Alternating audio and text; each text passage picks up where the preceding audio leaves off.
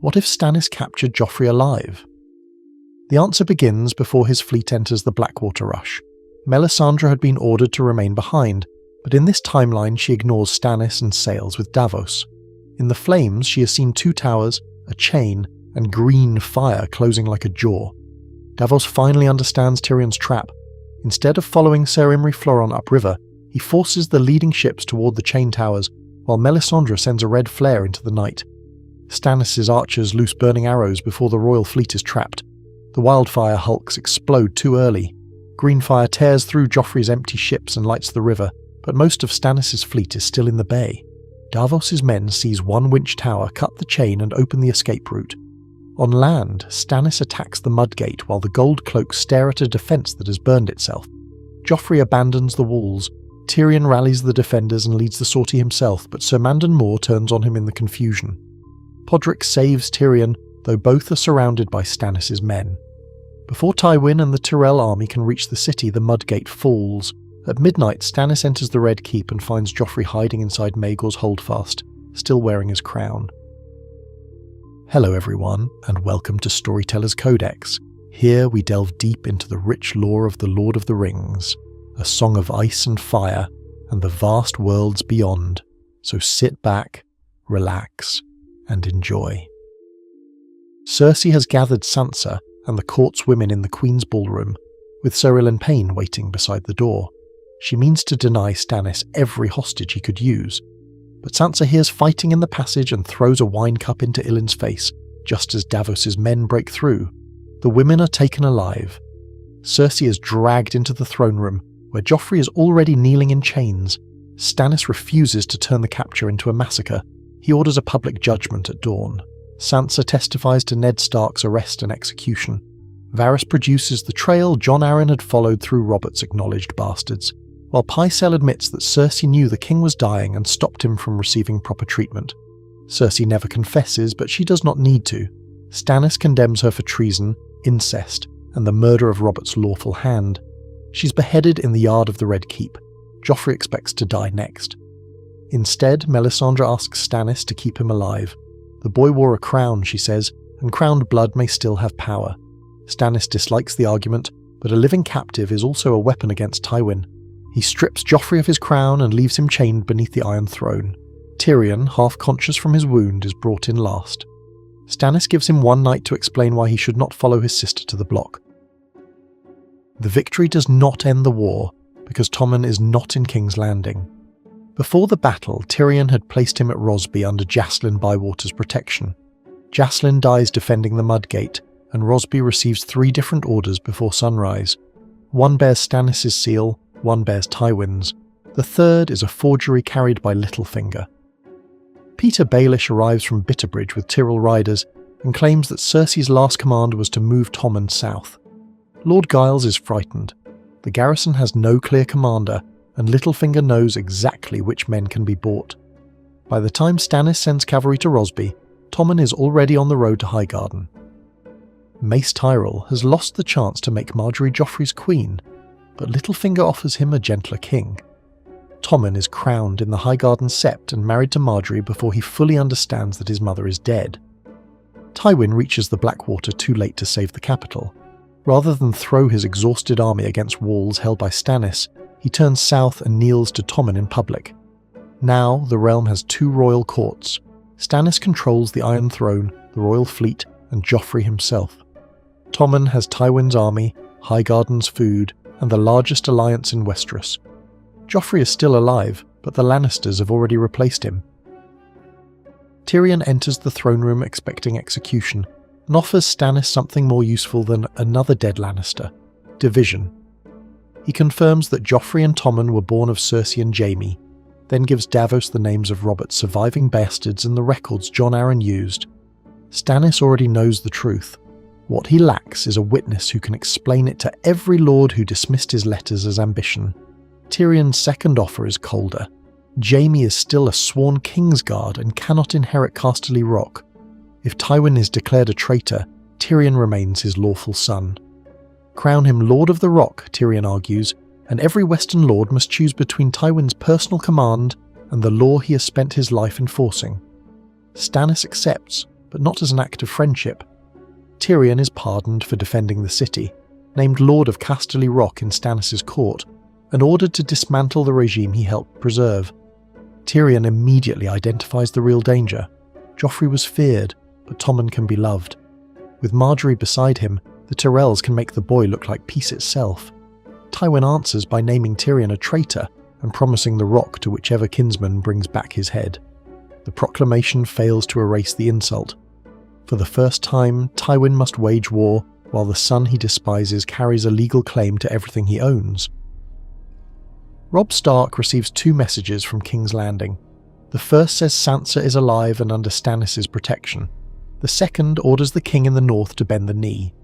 Robb will not surrender his crown, but he also cannot ignore the first ruler who removed Sansa from Lannister hands. Catelyn travels south under a peace banner and offers the prisoner Stannis values most, Jaime Lannister. The exchange is made outside the city walls. Sansa rides north with her mother, while Jaime enters the Red Keep in chains. Stannis does not free him to Tywin. He intends to judge Jaime for breaking his Kingsguard vows and killing Aerys Targaryen. Robb gains his sister without Catelyn secretly releasing his most important hostage, so the Karstarks remain loyal and the Northern Army does not fracture. Sansa gives Stannis one final piece of information before leaving. Littlefinger arranged Ned's betrayal and lied about the gold cloaks. Stannis sends that accusation to every major lord, including the Vale. Peter can no longer pretend to be a harmless negotiator. Jaime is taken beneath the Red Keep and placed across from Joffrey. His son demands rescue. His brother, now wearing Stannis' crowned stag badge as a counsellor, tells him that Cersei is dead and Tommen has been crowned by Tywin. Jaime realises that every member of his family is now serving a different king. While the southern courts prepare another campaign, a black raven reaches Davos. The Night's Watch has been destroyed at the fist of the First Men. Dead men rose in the snow, arrows did not stop them, and the survivors are fleeing toward the wall. Similar pleas have been sent to every king. Tywin calls the letter a northern trick. Robb is trapped by the Ironborn. Stannis is the only ruler who reads it twice. Melisandre says the war for the throne is a shadow cast by the real war. She sees the wall, blue eyes, and a gate of white wood beneath an abandoned castle. Then she looks at Joffrey and repeats that the blood of a king can wake sleeping power. Tyrion laughs at the claim. Joffrey is not Robert's son, he says, so if the Flames accept him as a king, the Flames are as dishonest as the court. Stannis refuses to burn the boy, but he decides to sail north. Holding King's Landing through a Reach blockade will soon starve the same people he claims to protect. Tyrion proposes an evacuation designed as a theft. Take the surviving fleet, the crown's coin, the pyromancers, and every safe jar of wildfire. Leave enough men to hold the Red Keep, but deny Tywin the weapons that won Blackwater. Stannis departs with Davos, Melisandre, Tyrion, Jaime, and Joffrey. He has finally taken the capital, and now abandons it to answer a letter no other king believes. Littlefinger learns the fleet's route from merchants in Gulltown. To repair his standing with Tywin, he sends the information south. A fast Tyrell squadron catches Stannis near the Sisters during a storm, where high waves scatter the larger fleet. Their goal is not victory, it is to board the king's flagship, recover Joffrey and return with the captive who would destroy Stannis' reputation. The attackers reach the lower deck and cut James' chains. A Tyrell knight gives him a sword and tells him the boat can carry only the 2 royal prisoners. Jaime opens Joffrey's cell first. The boy sees Tyrion across the passage and orders Jaime to kill him before they leave. He blames Tyrion for losing the city, for Cersei's death and for stealing Casterly Rock. Jaime finally sees Joffrey without a throne, guards, or excuses. He turns away from the boy and breaks Tyrion's lock instead. Joffrey screams for the boarders, exposing the rescue before they can escape. Fighting erupts in the passage. Jaime and Tyrion hold the narrow stair until Davos's men retake the deck, while Joffrey is dragged back into his cell. Stannis could execute Jaime for the attempt. Instead, he gives him the same choice offered to defeated knights for generations, the block or the wall. Jaime chooses the black. For once, he chooses a duty that does not belong to Tywin, Cersei or Joffrey. Stannis lands at Eastwatch and marches beneath a wall defended by frightened boys and exhausted survivors. Jorah Mormont's men bring stories of corpses moving after death. Samwell Tarly carries dragonglass and swears he killed one of the others with it. The evidence is no longer a raven's warning, it is standing in front of Stannis. The king chooses the Nightfort as his base because it commands the middle of the wall and hides the Black Gate, an ancient weirwood door that opens only for a sworn brother of the Night's Watch. Melisandre believes the gate is part of the magic holding the dead in the far north. She also believes that magic is weakening. Each night, dead animals gather below the wall, then missing rangers begin appearing among them. Tyrion organises the defence the same way he defended King's Landing. Trenches are cut through the frozen ground. Wildfire jars are placed behind stone screens so one accident cannot consume the castle. Jaime drills the remaining brothers and prepares to swear his vows before the weirwood gate. Joffrey watches from an iron cage in the yard. He mocks the watch and promises Tywin will kill everyone who serves Stannis.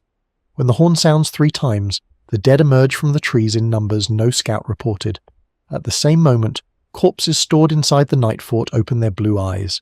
The castle is attacked from both sides. The outer trenches ignite, but the first wave walks through ordinary flame. Inside the Nightfort, Jaime and the brothers fight dead men in corridors too narrow for formation. Stannis orders Melisandre to hold the gate while Tyrion prepares the wildfire. She refuses. The fire has shown her one last path, and she believes Stannis lacks the strength to take it.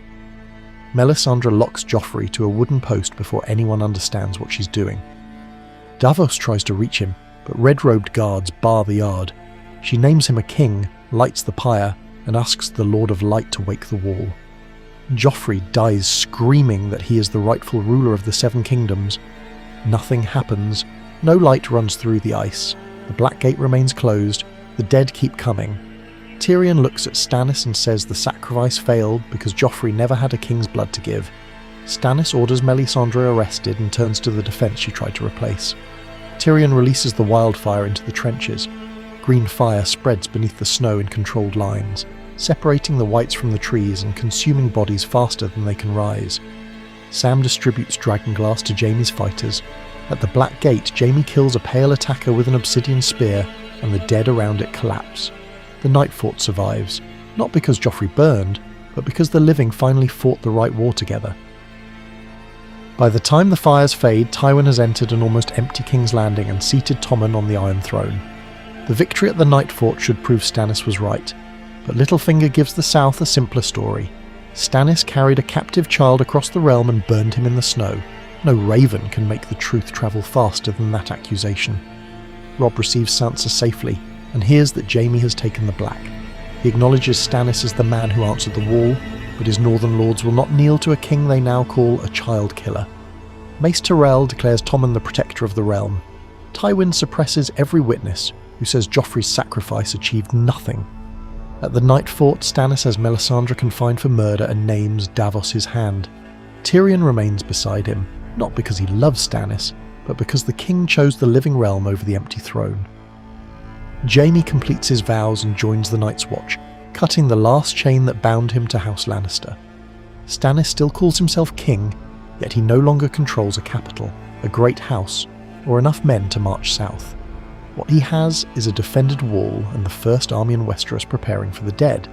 Capturing Joffrey gave Stannis his greatest victory, his most valuable prisoner, and the crime that destroyed his crown. So what if Stannis captured Joffrey alive? He would win King's Landing and lose the 7 kingdoms by trying to save them.